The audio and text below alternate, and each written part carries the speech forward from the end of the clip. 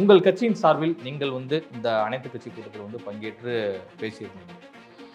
முதல்வர் உங்களிடம் சொன்னது நாங்கள் பார்த்த பரிந்துரையை நாங்கள் இருக்கிறோம். நாங்கள் 4 பரிந்துரை கொடுத்துருந்தோம். முதல் பரிந்துரையாக 848 மாற்றிக்கங்க, கொண்டு வாங்க.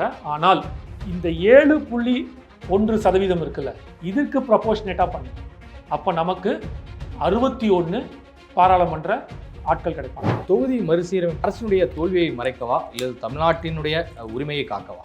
100% தமிழ்நாட்டின் உரிமையை காக்க. அரசு என்ன தோல்வி? ஐயோ 9 லட்சம் கோடி தமிழ்நாடு கடன் இருக்கேன்னு ஒரே ஒரு தமிழனை சொல்லுங்க. நான் ஓப்பனாகவே கேட்குறேன், ஒரு தமிழனை சொல்லுங்க.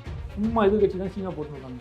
சமக்கல்வி எங்கள் உரிமை அப்படின்னு ஒரு கையெழுத்து இயக்கத்தை தொடங்கி இருக்கு தமிழ்நாடு பாஜக. இதெல்லாம் ஆல்ரெடி முடிஞ்சு பல வருஷம் ஆகுது. புதுசாக சொல்லுங்கிறீங்க சமக்கல்வின்ட்டு. ஐயா, தமிழ்நாடு இன்னைக்கு 52% ஜிஆர்இ ரேஷியோவில், கிராஸ் என்ரோல்மெண்ட் ரேஷியோவில். நீங்கள் இன்னும் 2040 அந்த 50 தொட போறீங்க.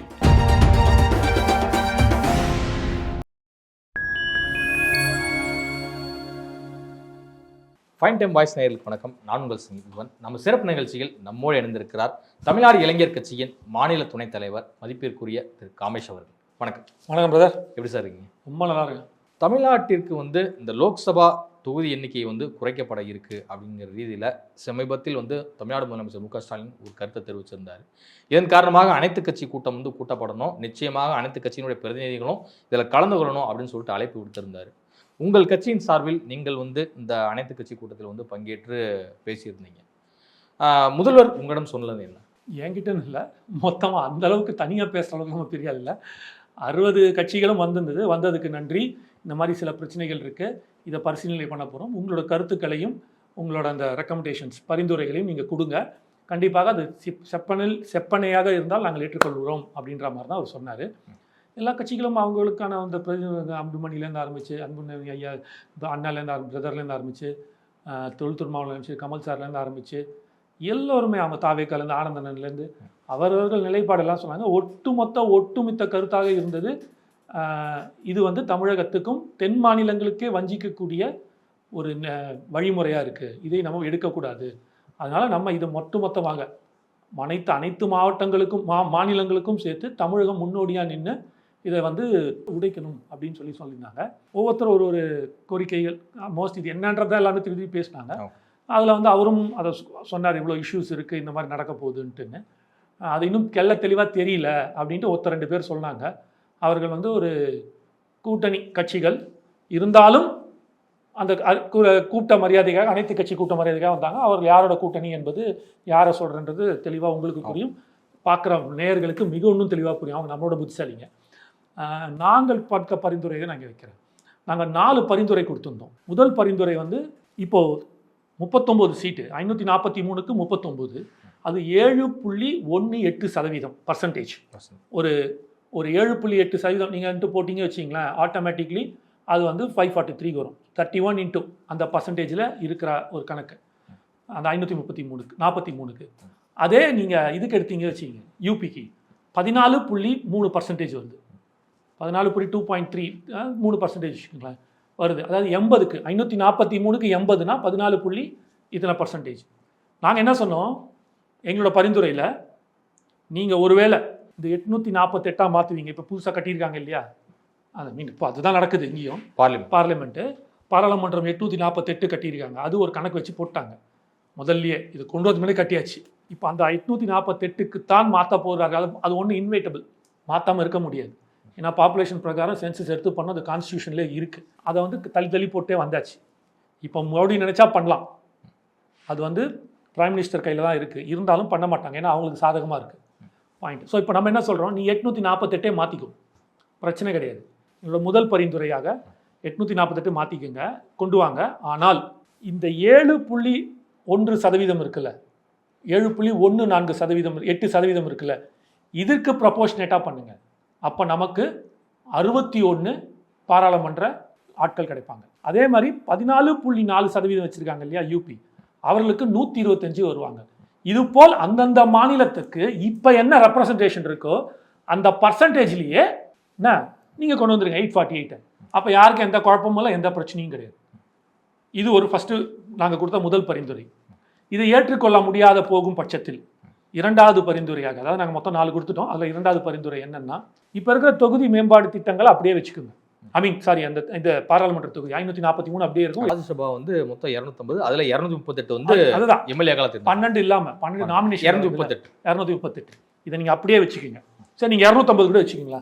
250 அப்படியே வச்சுக்கோங்க.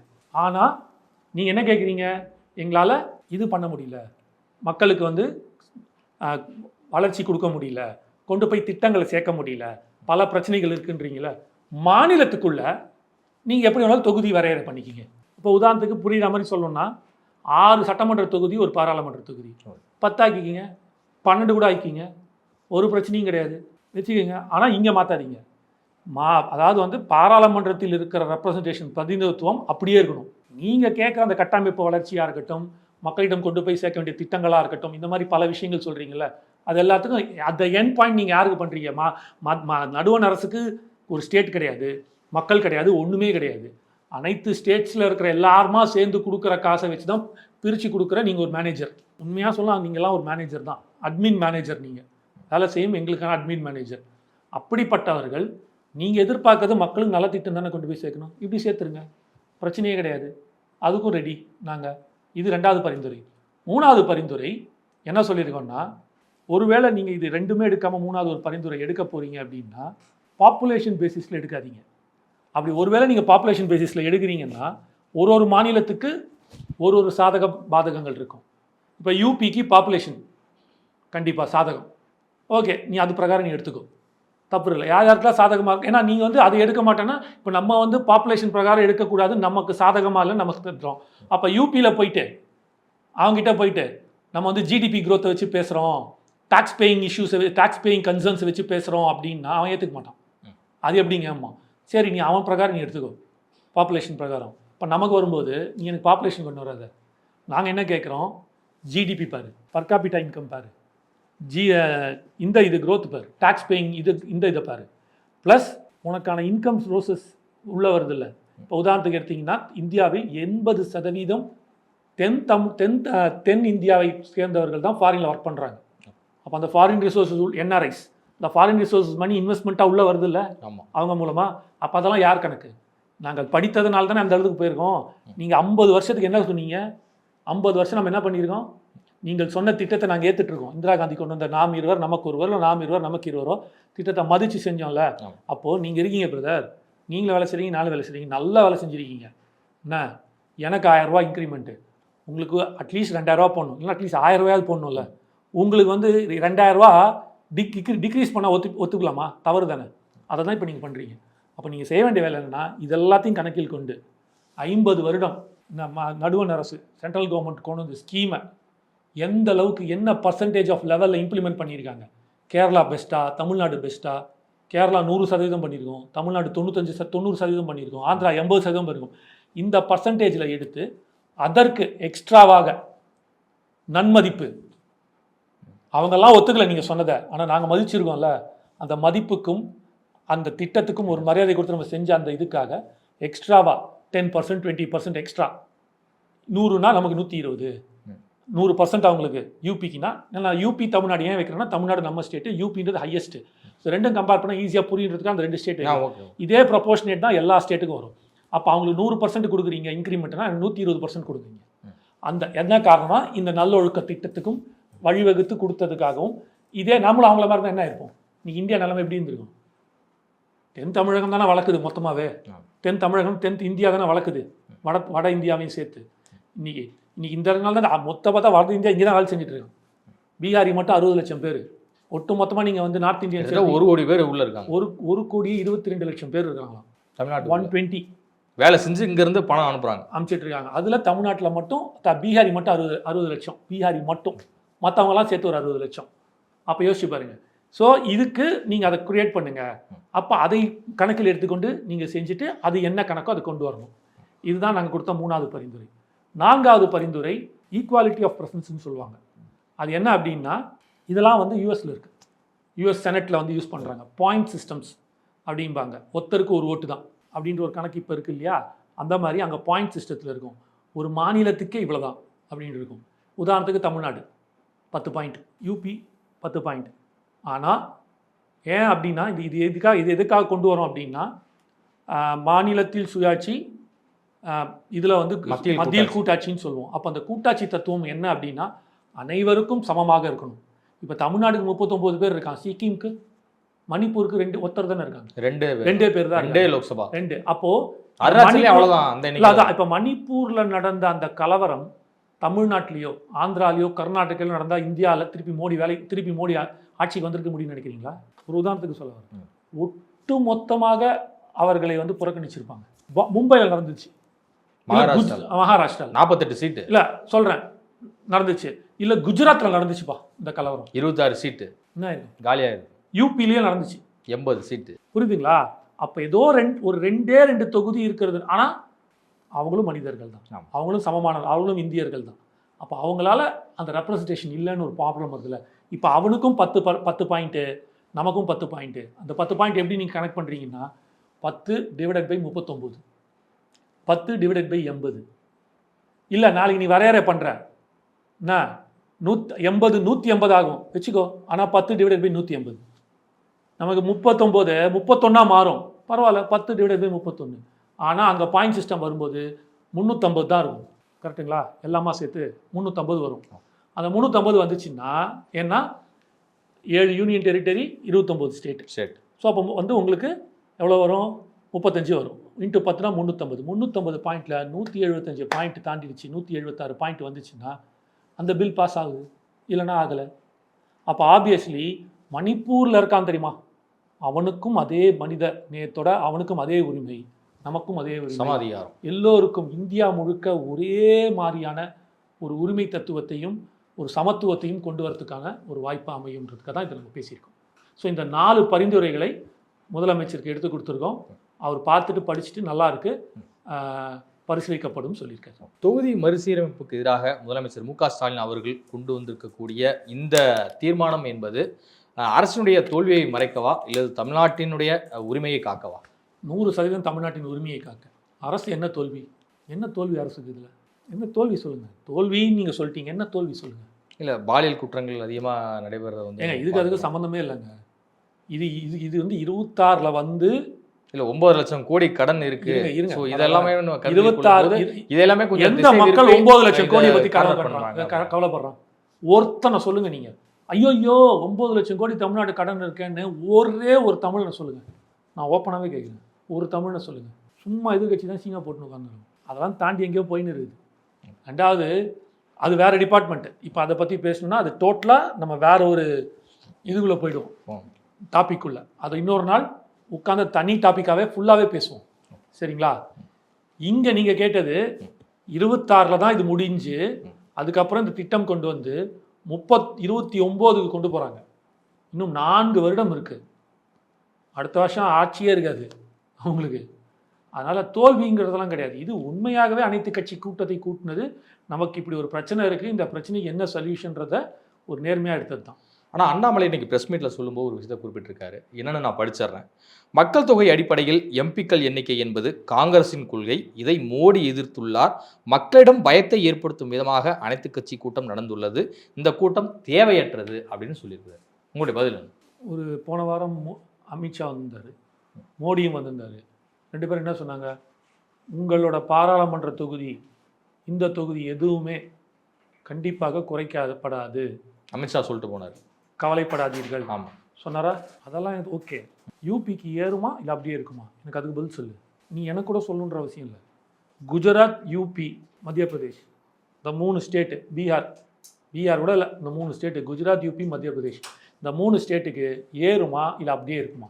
இதை நீங்கள் சொல்லுங்கள், நாங்கள் எங்களை பற்றி கணக்கு எடுத்துருவோம். அதை பற்றி பேசுவதில்லை. சரி, எனக்கு இறங்காது, அவங்களுக்கு ஏறுமா ஏறாதா? அது எனக்கு தெரிஞ்சுக்கணும்ல. நம்ம இப்போது கணக்கு போட்டால் 31 சீட்டு வருது, இறங்கிடுச்சு 8 சீட்டுன்னு சொல்கிறோம்.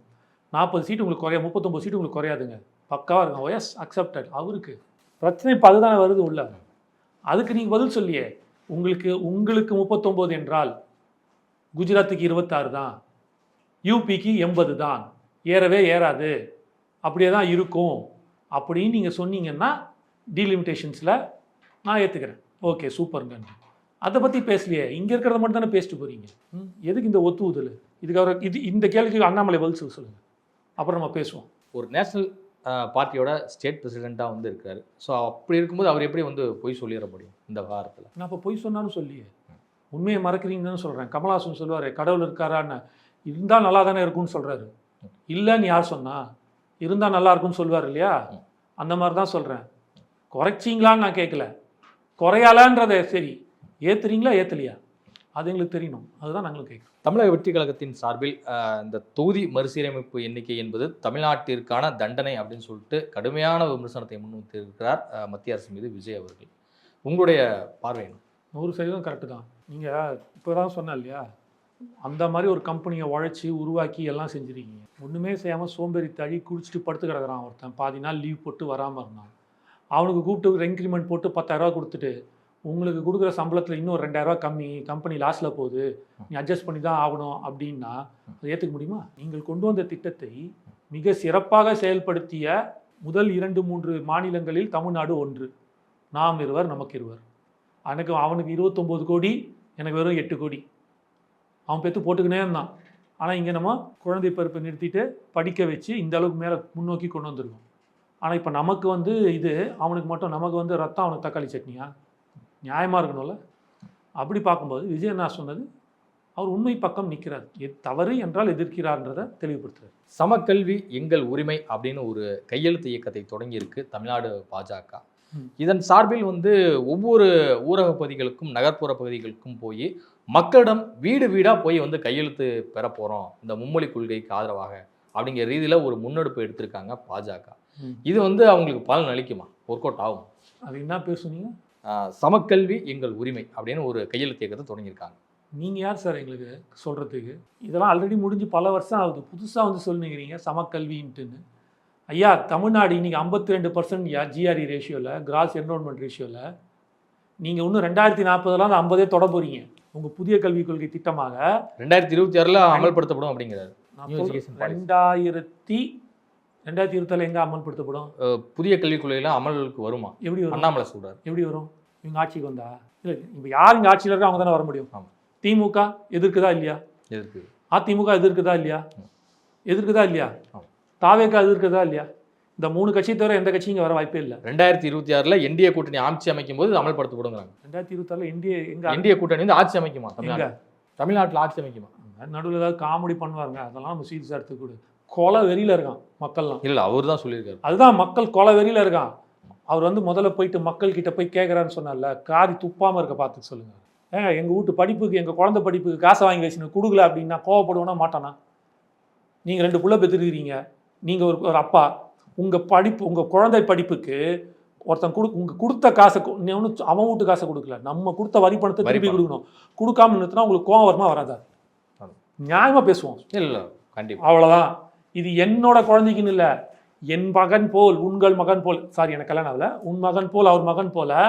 என்ன அந்த வயசில் ஐயோ அந்த பையனால் படிக்க முடியலன்னு எல்லோ தாய்மார்களும் ஏங்குவாங்க. ஏன்னா அந்த குழந்தைய தம் பையன் மாதிரி தான் பார்ப்பாங்க. அப்போது நீ பண்ண வேண்டிய விஷயம் என்ன பண்ணியிருக்கணும்? நீங்கள் இந்த இதை நீங்கள் எடுத்துக்கலான்ட்டுன்னு கோர்ட்டுக்கு போயிருக்கணும். எங்களோட தேசிய கல்விக் கொள்கை ஏற்றுக்காததுக்குன்னு சொல்லிட்டு இங்கே கோர்ட்டுக்கு போய் ஃபைட் பண்ணியிருக்கணும். எங்கள் வீட்டு காசை நீங்கள் வாங்கி வச்சுக்கின்னு எங்ககிட்டே அடாவடி ரவுடிசம் பண்ண உட்காந்துக்கிறீங்க. மொழிக் கொள்கையை நீங்கள் மும்மொழி கொள்கையை ஏற்றுக்கினா தான் காசை கொடுப்பேன்ட்டுன்னு. அப்போ கோவம் வருமா வராதா? கோலை வெறியில் இருக்கான். அந்த நீங்கள் எடுக்கிறதெல்லாம் ஃபேக்கு. நான் எழுதி தரேன், எவனுமே போட மாட்டான். சும்மா வேணால் இவங்களே தான் போட்டுக்கணும். நியாயமாக பேசுவோம். எனக்கு ஒன்று அண்ணாமலை ஒன்றும் பெரிய அவர் எதிர்த்துட்டு உட்காந்துட்டு இருக்குது. இந்த பக்கம் இவங்களை மும்மொழி கொள்கையை ஏற்றுக்கிறதா உங்களுக்கு என்ன சிக்கல் அப்படிங்கிறாரு. 1000 சிக்கல் இருக்குது சார். சார் ஜெயிச்சவங்க பின்னாடி போவீங்களா தோத்தவங்க பின்னாடி போவீங்களா சார்? சொல்லுங்கள் சார். ஜெயிச்சவங்க பின்னாடி தான் போவோம். அவ்வளோதான் சார். இருமொழி கொள்கை ஜெயிச்சுதா தோத்ததா? இந்தியாக்கே ஜெயிச்சது சார், இந்தியாக்கே ஜெயிச்சது. நான் என்ன சொல்கிறேன், இந்த ஸ்டேட்டு மும்மொழி கொள்கை வச்சிருந்தது. இந்த ஸ்டேட்டு மும்மொழி கொள்கை வச்சிருந்தது. இதனால் நீங்கள் இருமொழி கொள்கையை விட இந்த மும்மொழி கொள்கை சிறந்ததுன்னு ப்ரூவ் பண்ணியிருக்கோம் பாருங்கள் அப்படின்ட்டு ஒரு ஸ்டேட்டை காட்ட சொல்லுங்கள். நான் 3 கேள்வி வைக்கிறேன் அண்ணாமலைக்கு. முதல் கேள்வி இது. முதல் கேள்வி இதை வந்து பதில் சொல்லுங்கள். மும்மொழி கொள்கை எடுத்திருக்கிற ஸ்டேட்டு, இருமொழி கொள்கை இருக்கிற தமிழ்நாடு, எது ஜாஸ்தி படித்து வளர்ந்த மாநிலமாக இருக்குது? இது முதல் கேள்வி. நீங்கள் ப்ரூவ் பண்ணுங்கள். இருமொழி கொள்கை மும்மொழிகை பெட்டர்ன்றதுக்கு நீங்கள் ப்ரூவ் பண்ணி காட்டுங்க. நம்பர் 2, இந்த இருமொழி கொள்கை மும்மொழி கொள்கை எடுத்திருக்கிற ஸ்டேட்லலாம் எத்தனை ஸ்கூல்ஸில் 3வது மொழியாக ஹிந்தி இல்லாமல் சில ஸ்டேட்டில் ஹிந்தி தான் செகண்ட் லாங்குவேஜ். தேர்ட் லாங்குவேஜ் என்ன எடுத்திருக்கான், என்னென்ன மொழிகள் எடுத்திருக்கான். இப்போ உதாரணத்துக்கு நீங்கள் போகிறீங்க வச்சுங்க, மகாராஷ்டிரா போனீங்கன்னா மராத்தி செகண்ட் லாங்குவேஜ் இருக்கும், தேர்ட் லாங்குவேஜ் ஹிந்தியாக இருக்கும், இல்லை வேறு என்ன மொழி. இந்த டேட்டா சென்சஸ் கொடுக்க சொல்லுங்கள். அவர்கள் ஆளுகின்ற மாநிலம், நீ வெளி மாநிலம் கூட கொடுக்க வேண்டாம். தமிழ்நாடு இந்தியாவில் பாஜக எங்கெங்கெல்லாம் ஆளுகிறதோ, கர்நாடகா, சத்தீஸ்கர் இல்லைங்க, கர்நாடகா இல்லை, ஐ மீன் என்ன இது சத்தீஸ்கர், இப்போ தான் சத்தீஸ்கர் விட்டுருங்க. மகாராஷ்டிரா ஆல்ரெடி இருந்தாங்க, யூபி, குஜராத், மத்திய பிரதேஷ், ராஜஸ்தான், இதெல்லாம் எடுத்து எனக்கு கொடுக்க சொல்லுங்கள் என்ன நடந்து எங்கெங்கே வந்திருக்கு அப்படின்னது. மூணாவதாக அனைத்து மொழிகளும் சமம், எல்லோருக்கும் எல்லாம் அப்படின்றீங்கல்ல, நீங்கள் எல்லாத்தையும் கரெக்டாக தான் பார்க்குறோம். யார் வேணாலும் என்ன மொழியை வேணாலும் படிக்கலாம், எந்த பிரச்சனையும் இல்லை, ஹிந்தி தான் படிக்கணும் என்ற அவசியம் இல்லை, இது அரசியலாக்குதுன்றீங்கல்ல. 1047 கோடி சமஸ்கிருதத்துக்கும், 3 கோடி தெலுங்குக்கும், 3 கோடி மலையாளத்துக்கும், 22 கோடி தமிழுக்கும், 90 கோடி, கிட்டத்தட்ட 90 கோடி போல இருக்குது ஹிந்திக்கும். ஏன் இந்திய அரசு வந்து பட்ஜெட்டில் ஒதுக்கிங்க? இது 4வது கேள்வி. இதுக்கெல்லாம் பதில் இருக்காகிட்ட, பதில் கொடுக்க சொல்லுங்கள். அதுக்கப்புறம் நான் என்னன்றது சொல்கிறேன். முதல்ல இதுக்கே அவர்கிட்ட பதில் கிடையாது ஃபஸ்ட்டு. சரி, இதை விட இன்னொன்று வச்சுப்போம். கடைசியாக இன்னொரு கேள்வி கேட்டுறேன். அவர் என்ன சொல்கிறாரு, ஹிந்தி படின்றாரு, சமஸ்கிருதம் படின்றாரு. நான் ஹிந்தி எடுக்கலன்னா வேறு எந்த மொழி வேணாலும் படின்றாரு. நான் உங்களோட சமஸ்கிருதமே நான் எடுத்துக்கிறேன், தமிழ்நாடு அரசு உங்களோட சமஸ்கிருதமே எடுத்துக்கிறேன். தமிழ்நாட்டில் 35,000 ஸ்கூல்கள் இருக்குது, அரசு பள்ளி. 8,000 ஸ்கூல் கவர்மெண்ட் எய்டட் ஸ்கூல், அரசு உதவிபெறும் ஸ்கூல். அது 8,000 கூட விட்டுருங்க, 35,000 ஸ்கூல் இருக்குது. எனக்கு 35,000 சமஸ்கிருதம் படித்த டீச்சர் வேணும். சான்ஸ்கிரிட் டீச்சர்ஸ் தேவை. உங்ககிட்ட இருக்கா கற்று தரத்துக்கு? அப்புறம் சும்மா ஏதாவது பேசணுமேனு பேசக்கூடாது. நான் மற்றவங்களுக்கெல்லாம் அவ்வளோ தூரம் பதில் சொல்ல மாட்டேன். அண்ணாமலைக்கு சொல்ல வேண்டிய காரணம் என்னென்னா, நீங்கள் ஒரு படித்த ஐபிஎஸ் படித்த ஒரு நல்ல அதிகாரியாக பார்த்துருக்குறாங்க. ஒரு படித்தவருக்கு என்றைக்குமே தமிழ்நாட்டில் மரியாதை ஜாஸ்தி. அந்த படிப்போட அருமை என்னன்னு தமிழ்நாட்டில் இருக்கிற மக்களுக்கு தெரியும். படித்தவனெல்லாம் அவ்வளோ மதிப்பான் தமிழ்நாட்டில். அது வந்து ஜீன்லேயே இருக்குது. அறிவாளி தாங்க அறிவாளை மதிப்பான். அவங்கள பார்க்குறான். பல யங்ஸ்டர்ஸ் உங்களை பார்த்துட்டு இருக்காங்க. ஏதோ ஒரு கட்சிக்கு நீங்கள் உட்காந்துருக்கீங்க, அது ஆதாயம் தேடுறீங்கன்னா தயவுசெய்து நீங்கள் ராஜினாமா பண்ணிட்டு உங்களுக்கு ஒரு கேபினெட் ரேங்க் அங்கே ரெடியாக இருக்குது டெல்லியில், போய் வாங்கிட்டு போயிடுங்க. இங்கே தயவுசெய்து இளைஞர்கள் தசை திருப்பாங்க இந்த மாதிரி பேசி. நீங்கள் வாதிக்க ரெடியாக இருந்தால் நான் உங்களுடன் மேடையில் வாதிக்க ரெடியாக இருக்கேன். மும்மொழி கொள்கையை மட்டுமே டேரெக்டாக பேசுவோம், நாங்கள் ரெடியாக இருக்கோம். ஆனால் டீலிமிட்டேஷன்ஸும் பேசலான்னா அதுக்கும் ரெடி, அதுவும் பேசுகிறோம். மும்மொழி கொள்கை தானே இப்போ உங்கள் பிரச்சனை. நம்ம உட்காந்து பேசுவோம், வாங்க, நான் விவாதிக்க ரெடி, அவர் விவாதிக்க ரெடியா? டிவிகே சார்பில் இப்தார் நோன்பு நிகழ்ச்சி வந்து முன்னெடுக்கிறாங்க 7ஆம் தேதி. விஜய் அவர்கள் வந்து பங்கேற்று பேச இருக்காரு. அந்த நிகழ்ச்சியில் வந்து கலந்து கொண்டு சிறப்பிக்க வந்து இருக்கார். டிவிகேவின் இந்த முன்னெடுப்பு என்பது சிறுபான்மையினர் மக்களுடைய வாக்குகளை தங்கள் பக்கம் வந்து பிறப்பக்கும் எல்லா இருக்கும். அவ்வளோதான் ப்ரோ, ஒரே வார்த்தையில் முடிக்கணும். இதுக்கு எதுக்கு நான் விளக்கம்லாம் கொடுத்துட்டு இருக்கணும்? ஓகே, அதெல்லாம் தேவையே கிடையாது. அவரே ஒரு சிறுபான்மையர் சமூகத்தை சேர்ந்தவர் தான். அது அவங்க கட்சியில் சிறுபான்மையர் அணியே கிடையாதுங்க. அப்புறம் எதுங்க சிறுபான்மையர் ஒன்று இழுக்கணுன்றீங்க? அவர் ரொம்ப தெளிவாக இருக்கார், அனைவரும் சமம், அவ்வளோதான், வேறு எதுவும் இல்லை. ஸோ இதுக்கு ஆப்டான ஒரே வார்த்தை, இதுக்கு மேலே அதை வளவளன்னு இழுக்கக்கூடாது. அதனால தான் பிறப்புக்கும் எல்லா உயிருக்கும். பிரபல பத்திரிகையாளர் கரண் தாபார் அவர்கள் எடுத்த ஒரு நேர்காணலில் வந்து நம்முடைய மாநிலத்தின் IT information minister PTR Palanivel Thiagarajan அவர்கள் வந்து ஒரு விஷயத்தை வந்து குறிப்பிட்டு பேசியிருக்கிறாரு. கரண் தாபார் என்ன சொன்னார் அப்படின்னா, ஏன் நீங்கள் வந்து சென்ட்ரல் கவர்மெண்ட்லேருந்து வர வேண்டிய நிதியை வந்து இவ்வளோ தூரம் முரண்டு பிடிச்சி இது பண்ணுறீங்க, அதை வந்து நீங்கள் இது பண்ணி எடுத்துக்கலாமே அப்படிங்கிறது வந்து கேட்டார். எப்படிங்க இந்த கேள்வியை நீங்கள் என்னை பார்த்து கேட்கலாம்? எங்களுடைய உரிமையை வந்து நாங்கள் கேட்குறோம், ஆனால் அதை மறுக்கும்போது அவங்களுக்கு நாங்கள் அடிபணிஞ்சு போகணுமா அப்படிங்கிற ரீதியில் பயங்கரமாக கேள்வி எழுப்பியிருக்கிறார். இந்த விஷயத்த நீங்கள் எப்படி கருதுறீங்க? உங்களுக்கு இருமொழி மும்மொழி கொள்கை காசு வராமல் கறந்து பயங்கர புத்திசாலி தான் கரண் தாபார் சார். அவர்லாம் வேறு லெவலில். இப்போ ஒரு கவர்மெண்ட்டு விபச்சாரத்தை லீகல் பண்ணுறேன், அதுக்கு வந்து ஒரு 5000 கோடி ஒதுக்குறேன்னு சொல்லுது வச்சுப்போமே. சும்மா ஒரு உதாரணத்துக்காக சொல்லுவேன், வாங்கிக்கலாமா? ஏன் சார் 5000 கோடி வேணாம்னு சொல்கிறீங்க அப்படின்னு கேட்டால் ஓகேவா? சொல்லுங்கள். கவர்மெண்ட் பாலிசிங்க. இருமொழி கொள்கை என்பது என்னோட கவர்மெண்ட் பாலிசி. உங்களுக்கு என்ன சார் ரைட்ஸ் இருக்குது கேட்குறதுக்கு? நான் ஒன்றும் உன் வீட்டு காசை கேட்கலையே, நான் கொடுத்த காசை நீ கொடுக்கறதுக்கு கண்டிஷன் போடுவியா நீ? முதல்ல அது கேட்டதே தப்பு. இந்த இடத்துலேயே அவரோட வட இந்தியர்களின் ஆதிக்கத்தை காட்டுறாரு. எப்படி நீங்கள் இது கேள்வி கேட்பீங்க?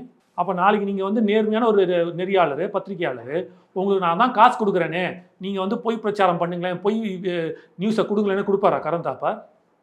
கொடுப்பாரா சொல்லுங்கள். சார் 100 கோடி ரூபா கொடுக்குறேன் சார், இப்படி போட்டு விடுங்க சார் அப்படின்னு சொன்னால் போட்டுருவார். காசு தான் வருது, ஏன் வானா சொல்கிறீங்க?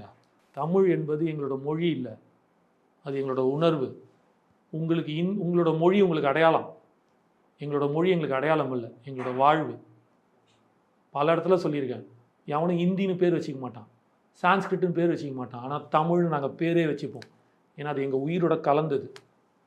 எங்களுக்கு மொழியை பற்றிலாம் சொல்லிக் கொடுக்காதீங்க. 5000 வருஷத்துக்கு முன்னாடி நாங்கள் இலக்கியம் நடத்தி கவிதை பாடின உலகம் நாங்கள். அதனால் you may be smart and intelligent, but don't be rude and anger, arrogant. இதுவரை உங்கள் பல்வேறு கருத்து உங்களுக்கு நன்றி. நன்றி.